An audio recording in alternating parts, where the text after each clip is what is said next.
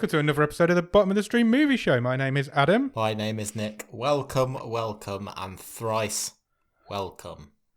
Welcome indeed. How are you, Nick? I'm good. Very good. Yeah? Just finished recording The Wave. How do you think that went? I really enjoyed it.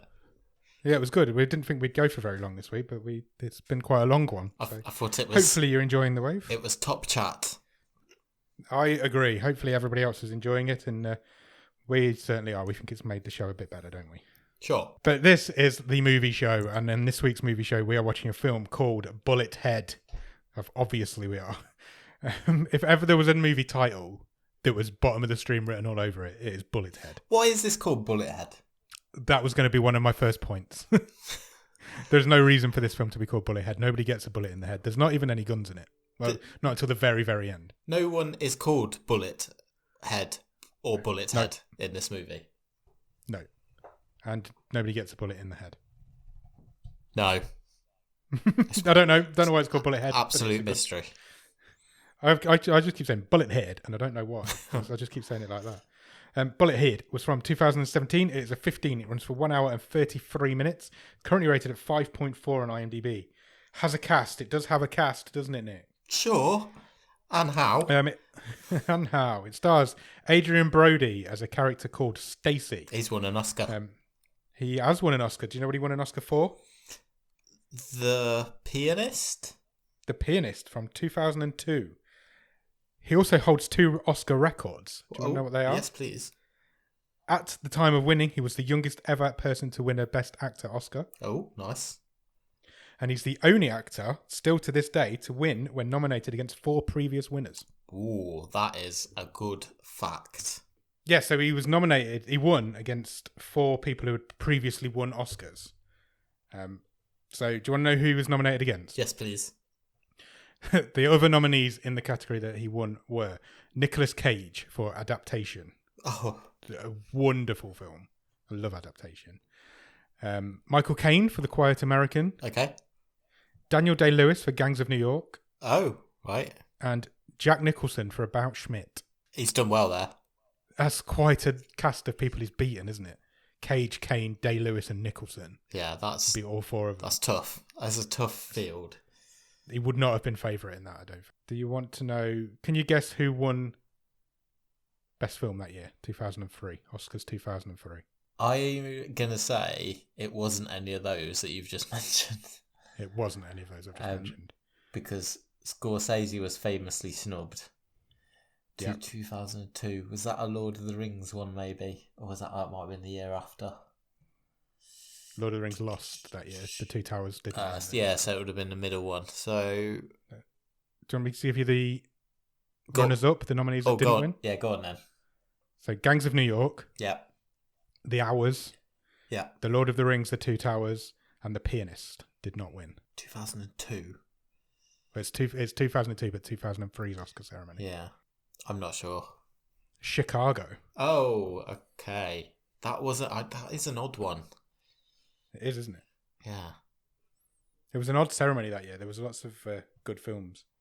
About Schmidt with Jack Nicholson is a brilliant film as well. It's one of my favourite Nicholson films. Yeah. That's really weird that Chicago would have won anyway. Yeah, it is. Anyway, moving on. Also stars Antonio Banderas. He plays a character called Blue. He's been on this show before. This is his second appearance on the show. Formerly of this parish. He is indeed. He was in Acts of Vengeance in season 3. Most famous, obviously, for Zorro, Desperado. You know who Antonio Banderas is. If you don't, then what are you doing with your life? Exactly. Also stars a guy called John Malkovich, who plays a character called Walker. He's most famous for being in a film called Being John Malkovich.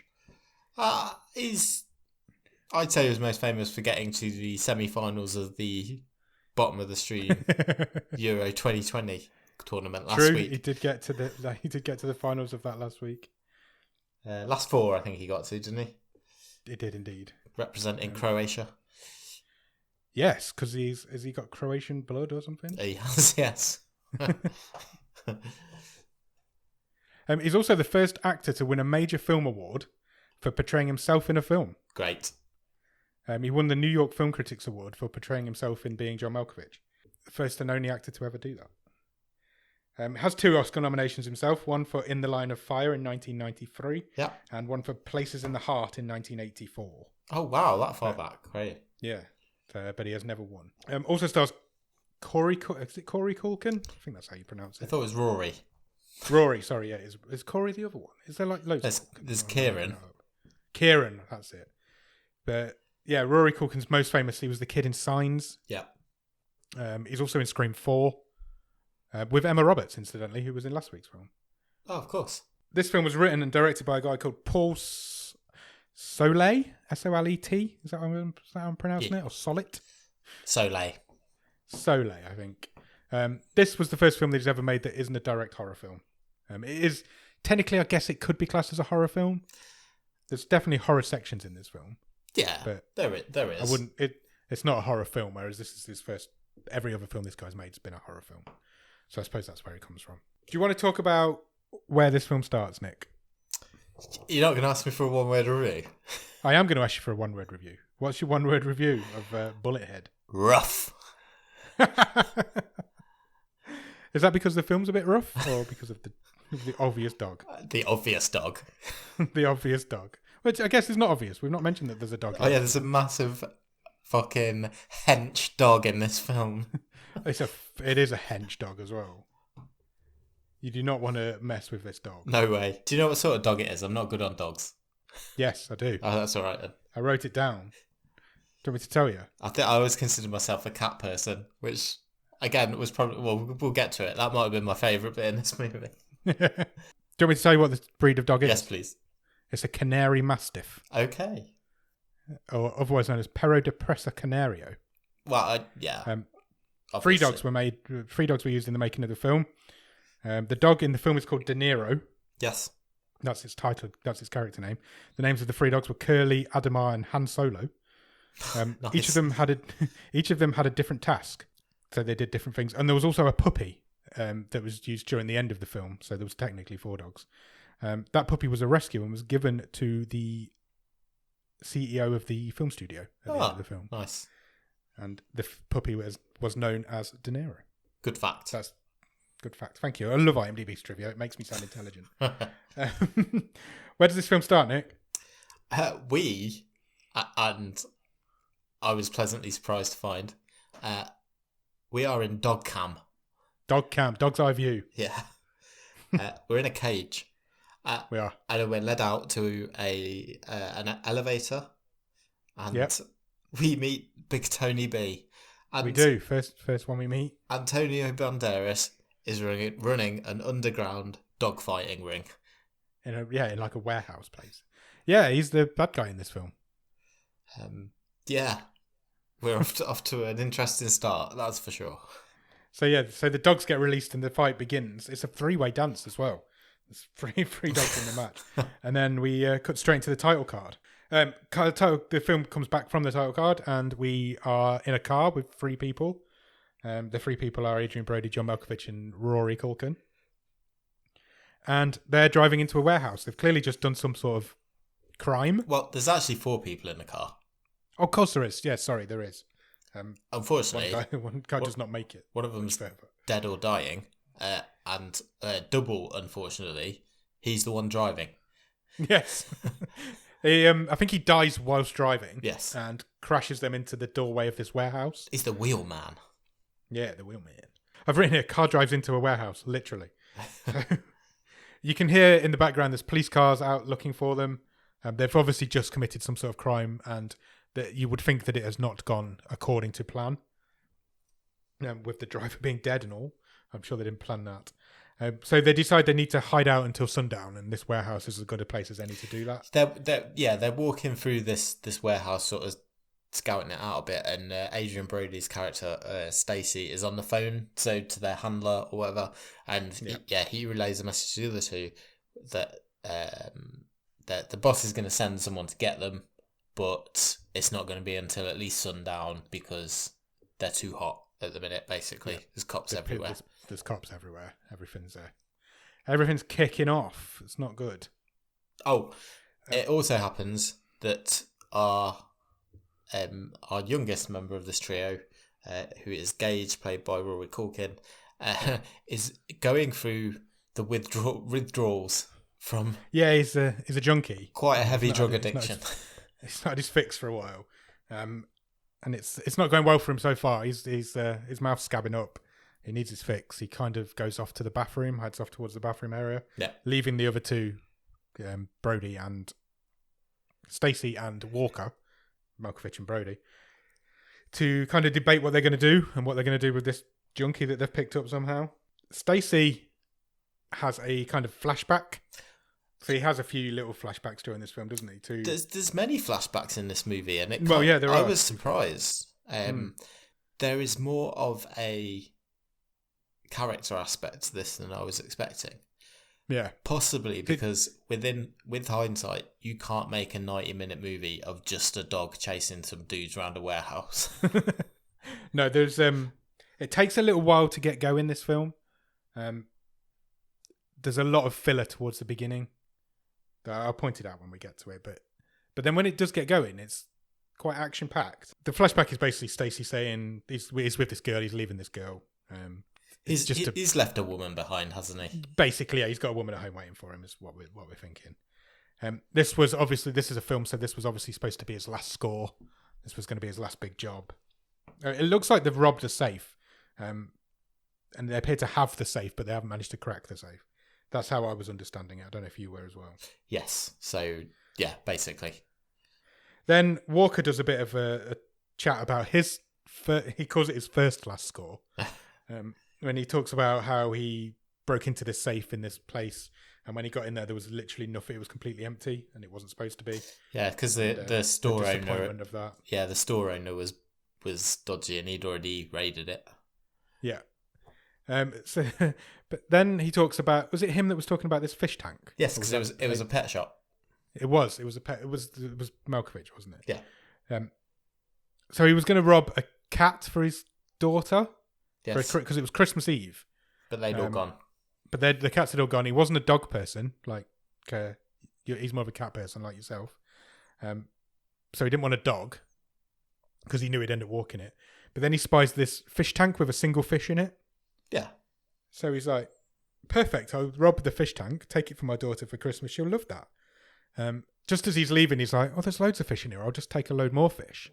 Yeah, she'll have a nice greedy. Full fish tank. So he gets greedy, fills this fish tank with fish, and then takes it home, puts it under the Christmas tree for his daughter, wakes up the next morning to the sound of his daughter screaming, and a fish tank full of dead fish, because he's committed the cardinal fish keeper's crime of mixing saltwater and freshwater fish, therefore killing them all and giving a macabre scene to his daughter for Christmas. It's a tricky business, isn't it, fish? It is, yeah. I've got a tropical fish tank. Yeah, you've had some trying times. I've had some massacres over the years. I put a couple of fish in once and it killed literally every fish. Yeah, all the fish in the tank. Them two little ones just went and ate everything else. Ate everything, yeah. But you have to be careful of what breeds you can mix with other breeds. But they weren't supposed to do that, were they? No, they weren't. They were barbaric. I don't know what was wrong with them. They were murderers.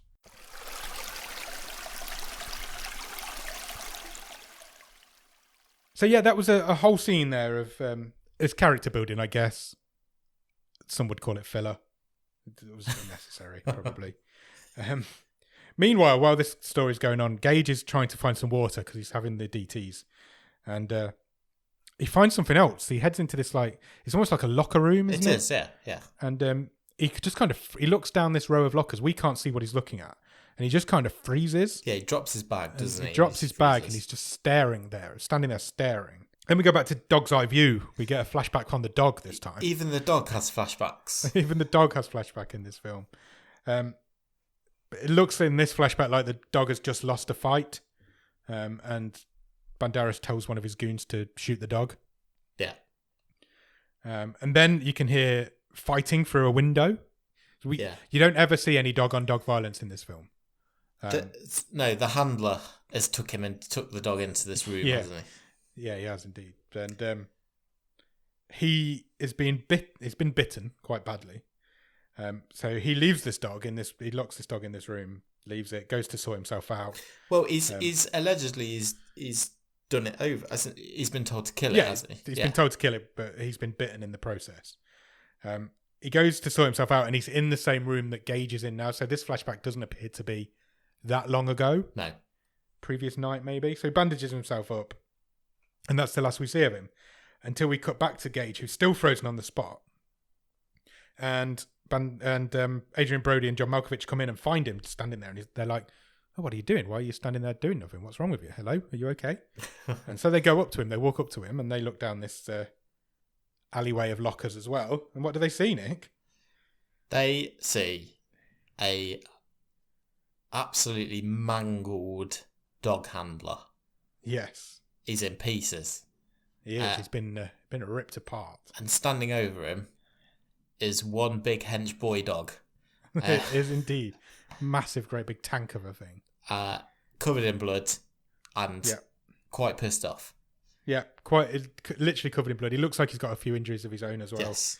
He's a beaten up old thing. This is our first meeting of De Niro. This is the dog. So they decide to slowly back away because this dog looks fucking terrifying. It's a really scary looking dog as well. Stacey's like, right, calmly, slowly, let's walk backwards. Edge away. Yeah. That doesn't last very long. It doesn't last very long because the dog starts to chase them. So they run, obviously, as you do, and they get through a door. They manage to lock themselves in a room. Gage has left his drugs in his bag behind. Yep, and the money's also in there. Yeah. The money's also not in this room that they're locked in. But now there's a fucking angry dog on the other side of these doors. Literally you can hear it throwing itself at the doors as well. It pisses under the door at them as well. It does, yeah. Very passive-aggressive move. It just pisses through the door. Reminded me of yourself. Do I piss through doors? Sometimes. Gage tells the other two, look, I can't be in here without my drugs. I need that bag. I'm prepared to spare my life for it. Yeah. Give my life for it, but I want it. And he's like, I'm going back in. So he goes to open the door, and it ends up in a bit of a scuffle, and Stacey bangs him out, knocks him clean unconscious. Yeah. And he is still unconscious in the next scene. He's just lying on the bed. Yeah, they've made a temporary sort of stretcher for him, I guess. Yeah, because they've got like a gym horse in there, whether it was like an old boxing gym or something. I don't know, or it's just a storage warehouse because there's like a maze of furniture later, isn't there? There's all. They tell you there's a giveaway. There's a throwaway line at the beginning of the film that it's a municipal storage facility. Oh, okay. So it's an old school storage facility. Okay. That's why there's 2 school buses later on as well. So the dog's still at the door. They're locked in this room. Gage is unconscious. They're sitting leaning up against like an old gym horse. Yes, pommel horse. Pommel horse. And they're having another chat. They're having a bit more of a filler conversation. Walker having. Yeah, we find out here that Walker and Stacey have known each other for quite an amount of time, and they've presumably done several jobs, both apart and together before. And this is the first time they'd done anything with Gage. Yeah. Because he brought that job to them by the sounds of it. Yeah. It was Gage, because he says it was his job at the beginning. Stacey tells Walker a story about this isn't his first incident with a dog during a job. Yeah, because Walker says to him, and this is I really like this little exchange. So just before Stacey starts telling the story, they have this back and forth, and Walker's like, look, I know you like cats. It's all right to be a cat person. It's like, it doesn't make you less of a man. Doesn't make you a pussy. And Stacey's like, oh no, it's not that. And eventually he gets the story out. I thought it was the best Malkovich was in this movie, because he does dial it in. Because why wouldn't you? Yeah, parts of it he does. My criticism of this movie would be like, it's clearly made like somewhere cheap, like Bulgaria or Romania. In a middle of a warehouse. It's almost like this is a sort of movie in Schitt's Creek that Moira goes to make in that last or penultimate series. Yeah, I think you're right. But Malkovich seems to be having a bit of fun in that sort of chat, I guess. Yeah. It's a heck of a cast for a film like that, though, isn't it? Yeah. When you think about it. But yeah, you're right. But we'll come to that, I guess, later on. So yeah, he tells this story of it was a truffle heist, basically. Yes. He was going after these super expensive truffles that were stored in this storage facility, I guess, lockup. And he gets given a dog to try and sniff them out. Yeah, he had. He met a guy, so he had two truffle dogs. Yeah, but he didn't get on with the first dog, a little Jack Russell. So he had to take the second one. Yeah, which was this huge poodle. It was a toy poodle. Yeah, it was a massive, great big poodly thing. But it worked. It found the truffles in this storage facility. They nearly get caught just afterwards. Turns out the security guard's scared of dogs, so he does a runner. And that's the end of that story. And Stacey says, since then, I've been a dog person because that guard would have shot me if I didn't have the dog with me. Yeah. Again, it's filler. There's just it's supposed to be character building. It's not. But then when they finish telling the story, they look around and Gage is not on the bed anymore. He's gone. Yeah. It turns out he's gone back for his bag. We follow him a little bit. Well, there's a hole, isn't there? There's a hole in the wall, sort of up further up the wall, accessible via like a gantry. Yeah. So he's not gone through the doors unnoticed. He's spotted that and gone back for his stash, I guess. He's snuck in, gone back for his stash, and he does find his stash, and he shoots up. He's got like a hammer tattoo on his arm where he shoots his heroin, I guess, into. Yeah. And then he sees a rabbit. Yeah. It's a bit random. There's just a rabbit running around. So I thought this was the dog.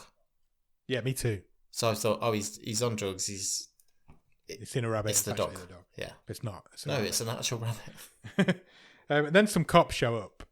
They've got a dog too. They start searching through this warehouse. They do an awful job of searching. They never even find the dog, let alone the people. They never even find the car, the crashed car. It's true. They don't. Is right next to There's a crashed car in the doorway of this warehouse. The cops don't even see that. They never find any of the three people that are hiding out there, and they never find this rabid dog that's running around the place. But the dog, the canine unit, the police that turn up, so the guy's walking around, the dog's going crazy because he smells big hench boy, De Niro. Yeah. But the police just go, oh, it's just the dog acting crazy. I was like, why have you bought him then? It's a police dog. Yeah. Surely they're trained. It must have smelled the amount of blood that was in the place as well. Awful. But I don't know. They're inept cops, and awful they eventually they just leave. The two guys are watching them through a window. They just say it's all clear. I'm like, you've only looked in one room. Yeah. So they call it all clear, and they just go. That's the last we see of any cops. Suddenly there's a knock on this big door where the dog was. Yeah. And it's Gage, and he wants back in. He's like, I've found my shit. I need to come back in. Stacey's, and also he's like, there's a van. I found a van. It's down in the loading dock. Yeah. But Stacey's like, you can't come back in. What about that fucking massive dog that's out there? And he's like, it's not here. There's no dog here. Well, and he also says, I don't think we can trust you. You're a loose cannon, basically. Yeah, basically. I'm going to leave you out there to get eaten by that dog. Eventually, Stacey relents. They open the door.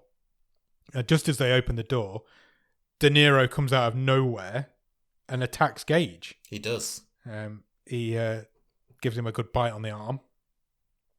And then he notices the door's open and De Niro bolts through the door and he starts chasing the other two. And he gets in a proper foot chase with Walker, Malkovich's character. They basically have a game of like floor is lava. Yeah, basically, yeah. They're running all over the top of this stuff. Walker gets on top of this like gantry that you mentioned earlier. But suddenly he falls through it. Yeah. And flat backs onto this like pile of wood underneath.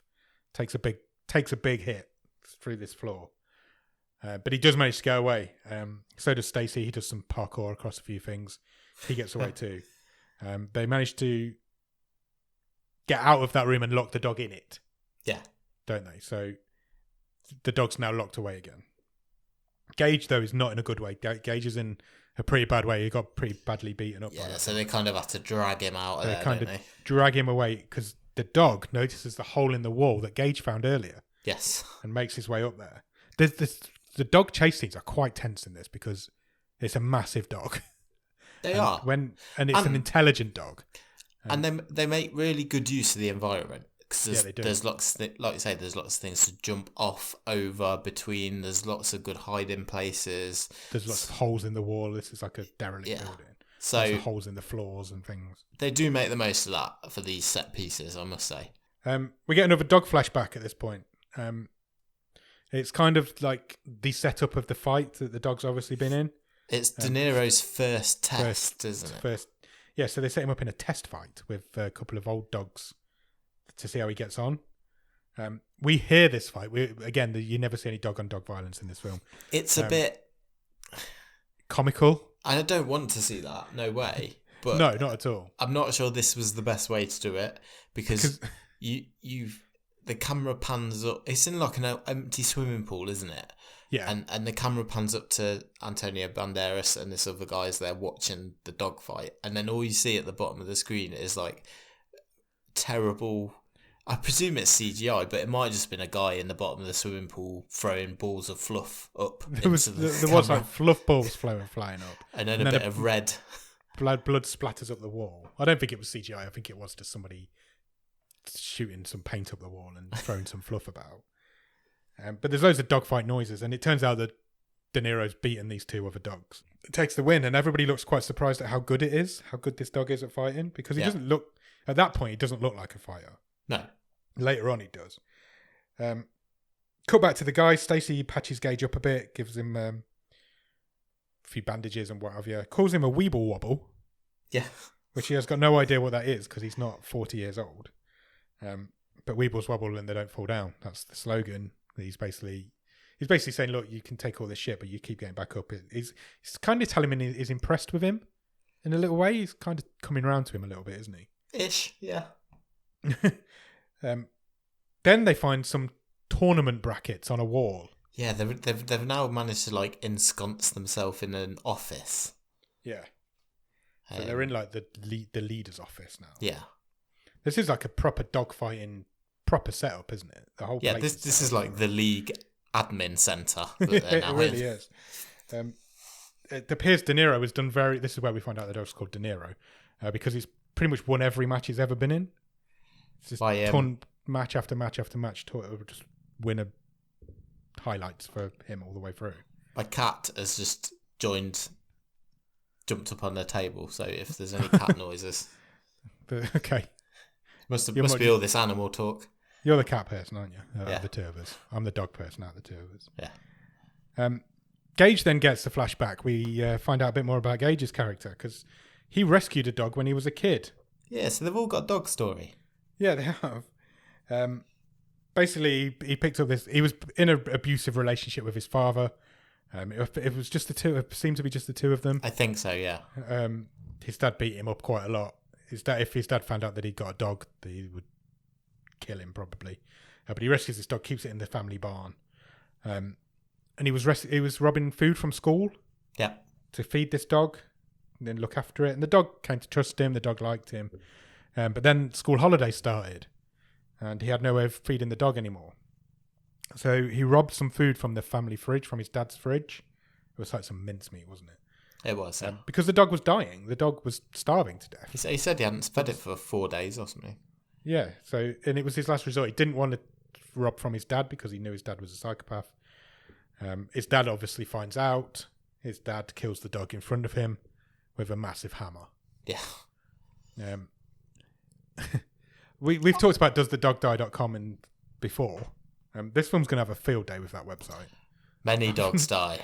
Many dogs die. But you don't ever see a dog die. But no. There is lots of implications of dead dogs in this film. You do see some dead dogs. If that's a turn off for you.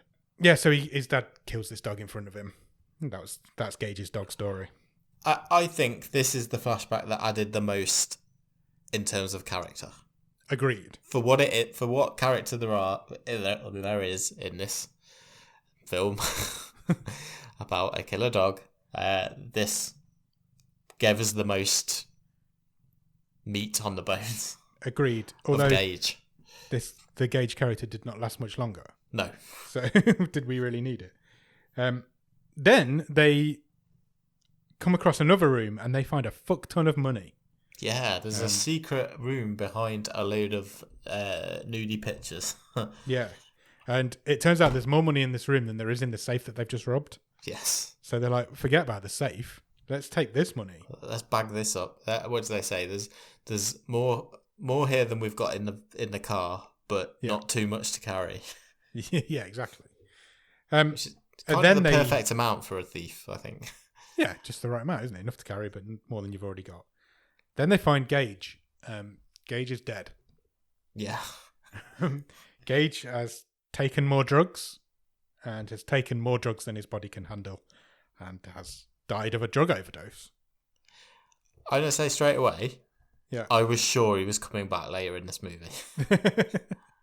It just came a bit out of the blue, didn't it? It was. I didn't think he was dead. No, I agree with you there. We've just had that big character building moment for him, and then we never see him alive again after that. Yeah, that was the last thing he thought of. That horrible memory. Yeah, absolutely. He didn't have a good life, that guy.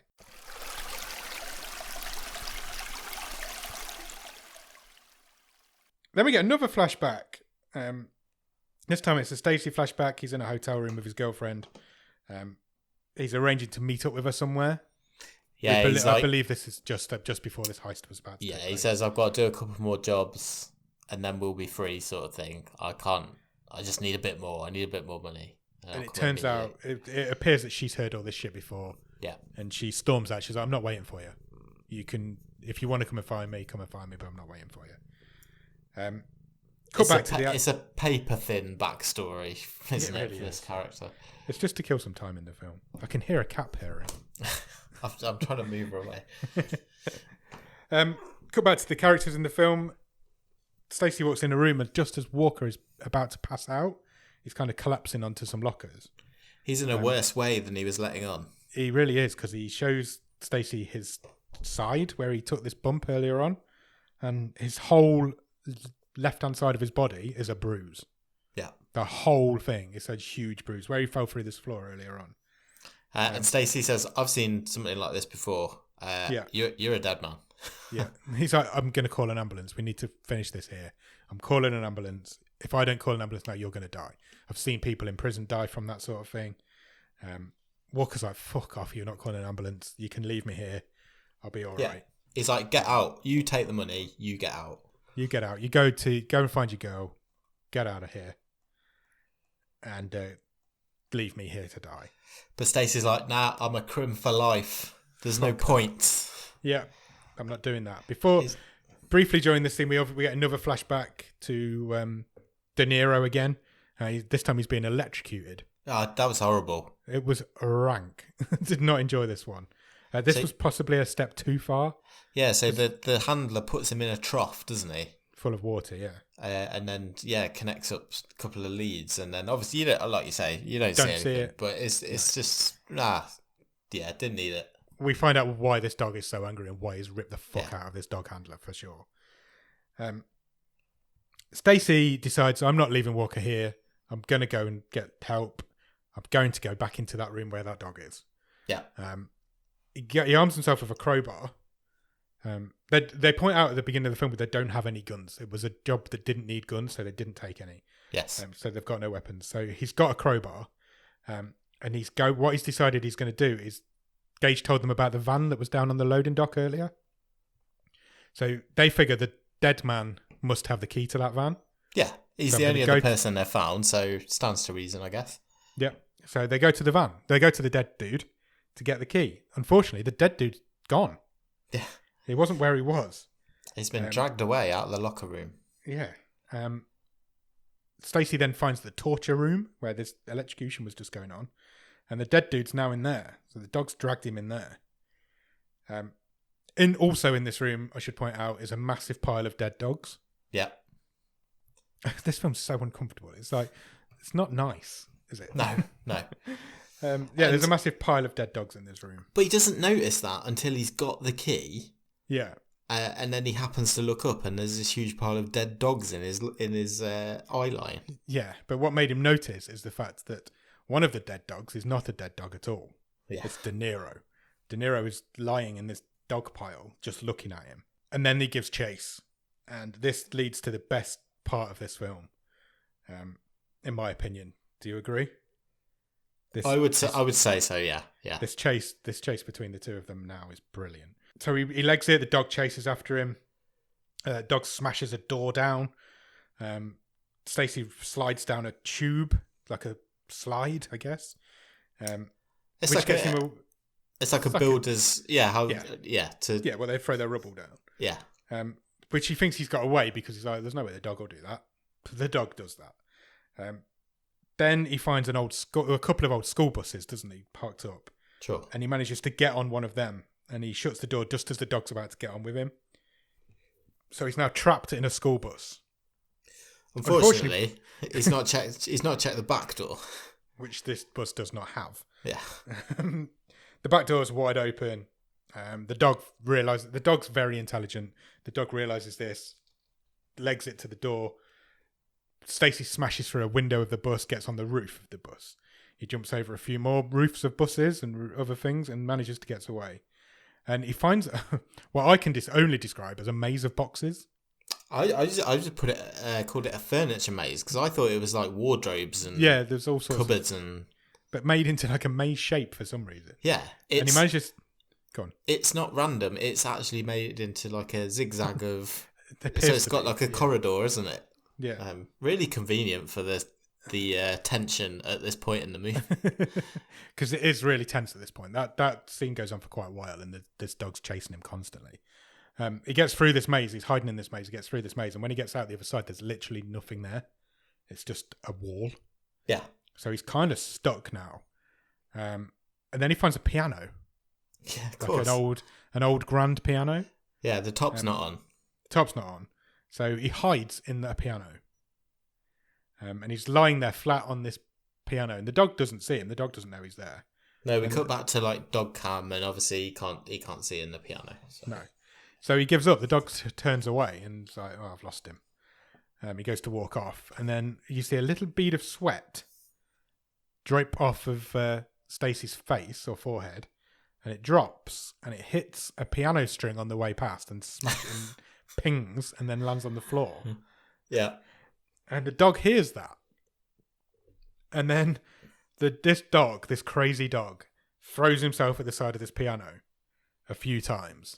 He does. Destroys this piano. So he doesn't quite spin to the side, so he changes his tactic, doesn't he? And he just goes for the legs of the piano. Which causes the piano to split in half and land on him. Lands on the dog.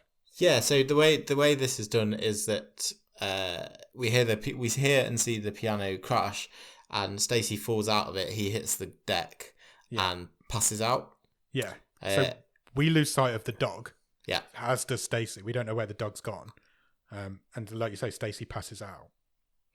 We then cut to him waking up, and surprisingly, he's still in one piece. Yeah. And the dog's nowhere to be seen. No. And then he looks around and he sees the dog, and the dog's trapped under the piano. Yeah, and it's crying. It's crying, yeah. It's wailing at him. I felt that bit got me, you know? Yeah, agreed. And it also got Stacey, because Stacey was about to leave. And then he doesn't. He goes back to rescue this dog. Yeah.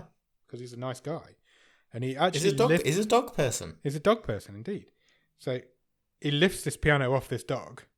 The dog gets away. The dog looks a bit beaten up now. But it just kind of stares at him for a second and then walks away and leaves. So they've developed a bond. Yeah. Stacey just saved his life. They're mates, yeah. They're cool. So Stacey goes back for Walker.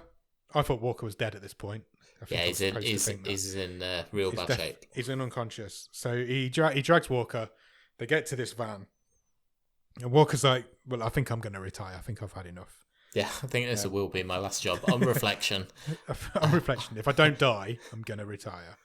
They get in the van. Just as they're about to pull off from this van, a car pulls up. Sure. Who's in the car, Nick? It's Antonio Banderas. Tony B, otherwise known as Blue in this film. He does have a gun. He's got multiple guns. He's got a lot of guns. He's not very good at shooting them. No. However, he does shoot through the van doors, and puts a bullet in Walker. Yeah, then he puts a few more in him. Because Walker throws his body in front of Stacey. He gives up his life for him. because that is the end of John Malkovich in this film. It was nice to know him. It was. Stacey runs off, obviously after he's checked the walker's dead. Blue follows him. They're kind of chasing after each other. He's still got the money, so Stacey's still got the bag full of money. Stacey's still got the bag full of cash. Blue's just randomly shooting at him constantly. Stacey at some point hangs from a ceiling.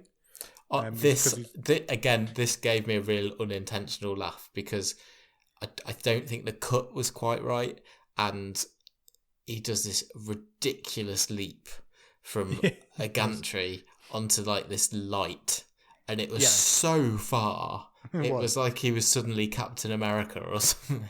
So he's basically jumped over a wall. Yeah. With Blue being on the floor, there's a door in the way. So he's kind of got away because he's jumped over the top of the wall and he's hanging on this light. He falls through the roof of a van on the opposite side of the wall. And he lies there for a minute. But Blue kind of must own this place.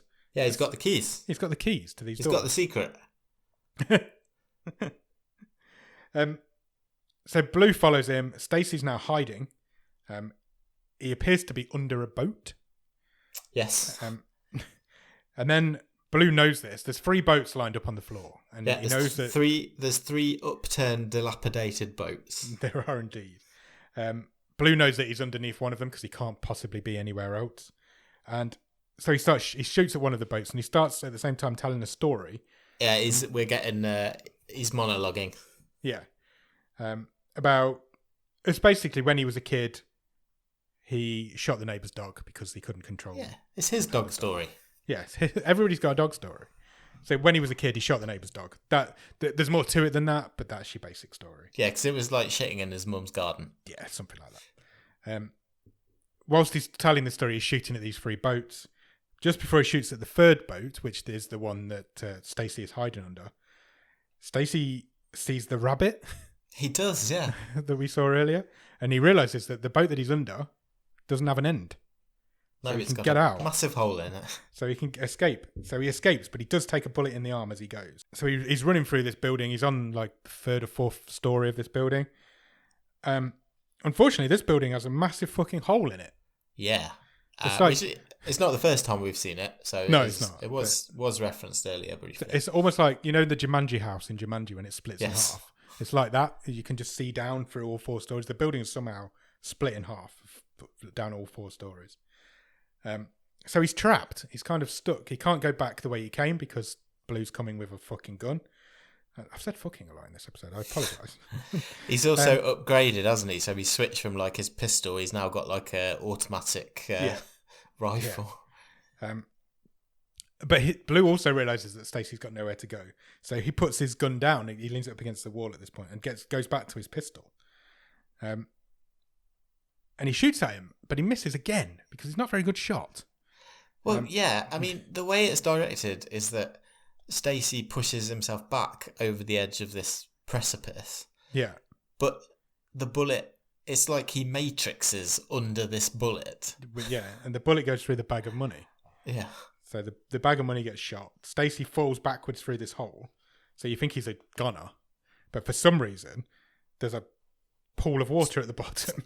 A huge swimming pool at the bottom. A huge swimming pool at the bottom that's full of water. So he lands in this water.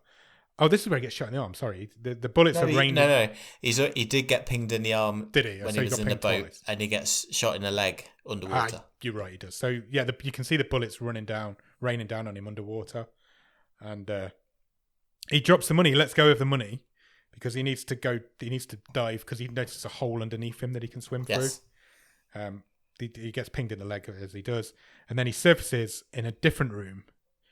This is the dogfighting arena. We've not seen this. Yeah, he's in the pit. Yeah. He's standing right in the middle of this pit, and then suddenly he takes a bullet in the chest. Yes. Out of nowhere. Because I don't know how Tony B got down 4 stories as quick as he did. But he's dry, so he didn't go in the... he didn't go in the water. In the water. He gets the bullet in the chest. The lights come on in this room. Blue finishes off the end of his story by saying, "Since I killed that dog, I've been adopting dogs ever since. But I make them fight." It says it's my hobby. It's his hobby, Like he's, I don't know, doing sewing or something. One of my favourite quotes comes at this point because he says, and it's a silly quote, he says, "A dog that fights is a fighting dog. and the man that steals is a thief. So, yep, you're not wrong. 2 factual statements. And then we get a flashback to the day that Blue picked up De Niro, found him on the streets as a tiny little puppy. Cute little thing when he was a kid, wasn't he? Yeah, very much so. Blue picks him up off the streets. So was the puts him in dog. his car. And then we go into dog's eye view again, because the dog enters the film again. The dog arrives in the dogfighting arena. So you've got Stacey on the floor, taking a bullet. Blue, Tony B, standing above him. And the dog now has made an appearance as well. So whose side is the dog going to take? Because, well, it's pretty obvious. Yeah. Tony B puts the gun right in the dog's face. He does. Because he's saying to Stacey, it looks like you've made a rapport with my dog, because he would have taken your throat out if you hadn't. And then the dog attacks. He goes right for it. This is the first time we actually see any proper violence in this film, because he takes Tony B's throat out. Doesn't he? He literally latches onto his throat. He does. Yeah. Takes him out. Unfortunately, as he mounts Tony B, he still has his gun in his hand. So he does empty the clip into the side of De Niro. He does. The dog takes some bullets. Blue then dies. Stacey crawls over to the dog is dying too. Stacey crawls over to the dog. He's kind of comforting him. I can't never say comforting. He's comforting him. I still can't say it. He's comforting him. They're both crying. They're both crying. The dog's dying. Stacey's probably dying as well. Yeah. Nobody's in a good way. He just says, "You're a good boy. You're a good boy." He keeps saying that over and over again. And then we cut to a lady on a beach. And suddenly she looks up. She looks a little bit surprised. And Stacey's slowly limping towards her. And he's got a puppy. And he has a puppy. And then the film ends. Right, my first question. Yep. Do you think that was really him on the beach? Or do you think that was his last image as he was dying in the real world? Yeah, probably. Okay. I don't think he survived that bullet to the chest. It hit him pretty heart central. My interpretation would be that was the last thing he sort of imagined as he left this mortal coil. I think you're right. I hadn't given it a lot of thought, but I think you're probably right. What did you think overall? I liked it, and I kind of feel like I shouldn't have liked it. But I'm quite mixed on the message of this movie, because it is then dedicated to a dog. It really is. And true. I think this tried to come from a good place in terms of the person that made this movie is clearly a dog person. Yeah. But in making a movie about dogfighting, I don't know if that's achieving a good thing. There's a lot of dog violence in this film. Yeah. You're right. I am concerned by the glorification of it, I guess, is what I'm saying. Yeah, I'd agree with that. I think that's why I've got mixed feelings. There's bits of it that don't need to be in there. The electrocution scene was uncomfortable to watch. The pile of dead dogs is not a nice thing to be looking at. No. I didn't like the scene where he went and fought that other dog for the first time either. No, yeah, you're right. I guess it was we got the idea that the dog was angry and violent from the very beginning. You didn't need to tell us that 3 or 4 times in flashbacks of how he got angry and violent. Yeah, because we just knew that he was. Yeah. It's implicit in a fighting dog that a fighting dog's going to be an angry and violent dog. And I don't want to tell the story that he was redeemable. And I don't know, maybe it was just a bit too heavy-handed. Yeah, I'd agree with that. It is very heavy-handed. It does throw stuff at you that you don't need to see. Did it whiz by? Yes, it did. It did. It absolutely did. It's a very high-tempo film. It takes a little while to get going. There's, like you say, there's those few filler scenes at the beginning that are unnecessary. A bit with the poodle. A bit much. I didn't hate the flashbacks. That one was a bit odd. I didn't hate them. I just think they may be unnecessary. But like you said, there's not a lot of story there in this film. It's 3 people trapped in a warehouse with a dog. You've got to fill it, and some of the filler did feel like filler. Maybe it's because he's in it more. But I thought of the 3 leads, Stacey was the least interesting character. Yes, And I'd agree with that. he was the one who made it to the end. This film is saved by its cast. Without this cast, this film is a lot worse. A lot worse. Even Malkovich dialing a role in is better than 90% of everybody else. I mean, he can't save the shitness of some of this writing, but he has a good go. Yeah, he does. And him on his worst day is better than the majority of actors on their best. He's classing the joint up a bit, isn't he? Completely. Adrien Brody did as well. He wasn't, like you say, he was the most boring character, but he's a good actor, and a good actor can make any script decent, I suppose. He's not as allowed to. He's not got as much to go at in terms of. He's just the straight man, isn't he? It's not Malkovich is the eccentric. Culkin's obviously got the. Culkin got to do some acting during his flashback. He got to do some proper acting, and then Tony B is just a violent bastard. And he's turned up to do a day's work on this movie, hasn't he? Antonio Banderas. 1 or 2 days at the most. Stroll around in a nice suit. He gets to do a bit of a monologue to camera, and then he takes his paycheck and goes home. But I wouldn't. This film doesn't work as well as it does with 4 unknown characters, 4 unknowns in it. The fact that these 4 are in it elevates this film up. You've got to give it that, I guess. The cast make the film. Yeah, because the cast is wonderful. But that being said, they're slumming it. But that being said, once it gets going, the last half an hour, 25 minutes of this film are really tense and really quite exciting.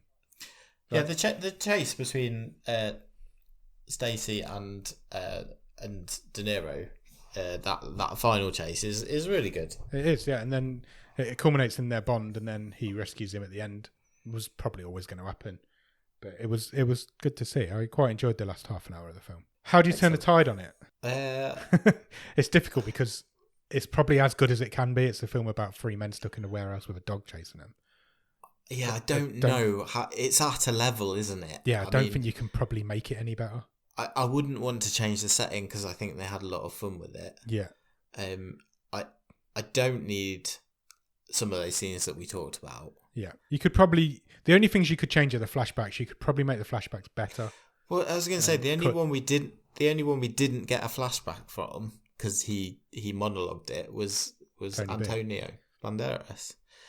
Maybe... Yeah, that was weird because everybody else was kind of monologuing whilst the flashback was going on, but he didn't. He just talked, and you never actually saw what he was talking about. So that was. I liked just a little thing that I did like, or forgot to mention, is when Malkovich and Brody were telling their stories, they were then in the story, weren't they? So they were just so when they were sat against the pommel horse, it turned into them sat against the storage locker when they were looking for the truffles. I quite like that little touch. Yeah, I quite like that little touch. It was good. I think, if anything, I don't think it's an earth-shattering change, but I think I want Gage to make it a bit further along. Yeah, that was weird how he got his flashback, got his story told, and then died straight away. Bit more interplay between them. Because it was always obvious that he was going to be the one that died. Yeah. And yeah, you're right. Maybe he should have been. Maybe Malkovich should have gone first. Malkovich could have been wackier. Yeah. Why not? But feels like an easy one to say with him. Let's chuck Cage in there somewhere. Let's have Nicolas Cage play. It was. That's what the dog was in at the start. I want Nicolas Cage to play the dog. He could do the inner monologue voice of the dog. That would make it better. Fine. I'm in. I'll sign up for that. Excellent. Do you want to talk stream table? Yes, please.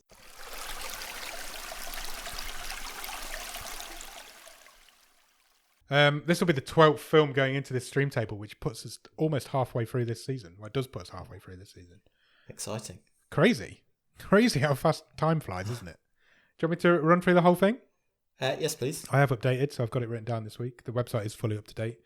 In 11 at the moment is Temple, bottom of the stream. Room 205 is 10th. After is number 9. 8 is Alien Warfare. 7, Happy Anniversary. 6 is TikTok. Top 5, John Henry is at number 5. 4 is Paradise Hills. 3 is Urge. 2 is In the Shadow of the Moon. Currently at the top of the stream is The Disappearance at Clifton Hill. Where does Bullethead go? I think I'm around 5 or 6. We always seem to be around there at the minute. But I could hear something for it going a bit higher, maybe. You've got to compare it to John Henry. John Henry's another violent film. It's the same vibe from the two films. I think it's better than TikTok. Yes. I personally think it's better than John Henry as a story and as an acting. I think I do, and I think it's got more going for it than John Henry. I agree. I think the story's better. That brings us to Paradise Hills, last week's film. I think this is an interesting one because, if anything, I didn't mind Paradise Hills, and I still don't mind it.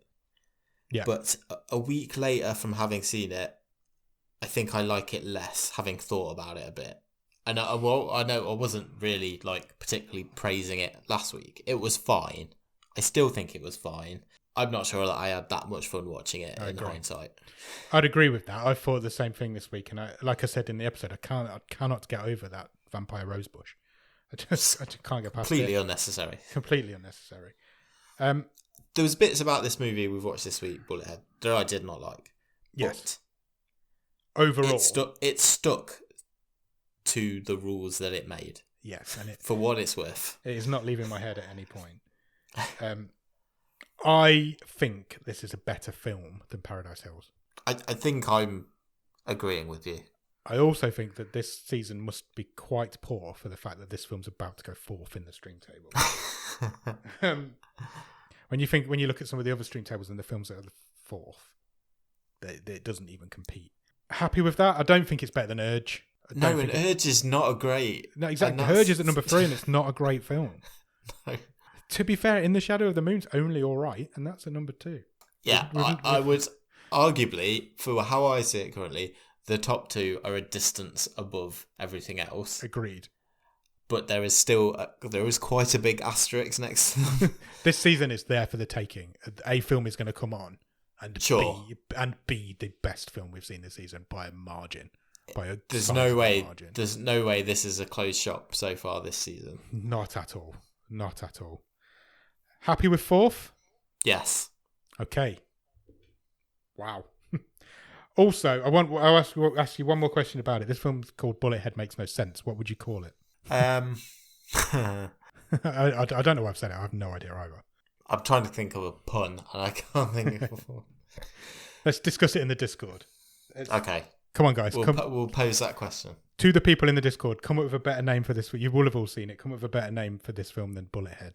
And we'll discuss it there. And if you want to join us in the Discord, the link will be at the bottom of the show notes. Do you want to pick next week's film? Can it not just be called Hench Boy? Hench Boy, I like it. What about Good Boy? There's a film called Good Boys already. Well, it's got Jacob Tremblay in it. Why do we keep talking about that kid? I don't. What do you want from next week's film? Dog Eat Dog. No, we've moved on now. We can talk about it in the Discord. There was a ploy to get people to join the Discord. What are you after? Do you want something good? I'd like to see something go to the top of the stream table. Yeah, just I want something to knock my socks off. I don't care what genre you are. Shall I press the button? Do it. It has picked a film called All of My Friends Are Dead. Okay. Any ideas? I mean, I'm presuming it's zombies. We're going back to the zombie well. Are we indeed? You appear to be incorrect. Oh, okay. This is a Polish Netflix original. Love it. From last year, 2020, and is described as a comedy crime drama. We've got a Polish comedy. Up for that? Yes, 100%. Do you want to know the synopsis? Yes, please. During the New Year's Eve party of a bunch of friends, a series of crazy events bring out secrets, breaks hearts, and leads to a shocking ending. Okay, I'm in. Obviously, I don't think there's going to be anybody we've heard of in it because it's Polish. It's got languages spoken, Polish and French, so I think it might be multilingual. It's rated at 5.8 on IMDb. That's pretty high for what we've had so far this season. It is pretty high for us. An interesting one, that. So go and check out All My Friends Are Dead. And in the meantime, check us out on Twitter, Instagram, and Letterboxd. The username is @BOTS_podcast. The email address, if you want to email us for any particular reason, is at bottomofthestream@gmail.com. And the website is bottomofthestream.com. I spent a bit of time on the website at the weekend, so that's all been updated. So it's completely up to date. All 5 season stream tables are on there. Every episode we've ever recorded is on there. The Botskers are all on there now. You can even get some merch if you click on the right button and buy some cool bottom of the stream stuff. You can get a shower curtain if you want to. Come and join us on Patreon, patreon.com/bottom of the stream. You'll find us on there for a couple of quid every month. You'll get early access to the movie show. You'll get some bonus episodes. Nick writes a newsletter every month, which is due any day now for the people who already subscribed. Don't know if he's started on it yet. And if you come in at a certain level, you'll get a wild card, so you can pick the film we watch. And after all of that, come and join us on Discord. Discord is free. The link's in the bottom of the show notes. You can chat to us about anything you want. We're always active in there. There's always somebody active in there. And we'll discuss what a better name for Bullethead is. Sounds like a plan to me. If you've got a few spare minutes, please consider leaving us a review anywhere that you can review podcasts. We are on all the typical podcast places, Apple Podcasts, on Spotify, on Podbean, Podchaser, anywhere you can leave us a review. It really helps the algorithm and puts us in front of more people's eyeballs and in their ear holes. Maybe you could make like De Niro and just piss a review onto the floor. Don't do that. Don't do that. It's disgusting. But yeah, do all of the other stuff and then come back. We'll be back on Monday for The Wave, and we'll be back next Thursday to talk to you about All of My Friends Are Dead. Cheers. Cheers. Bye.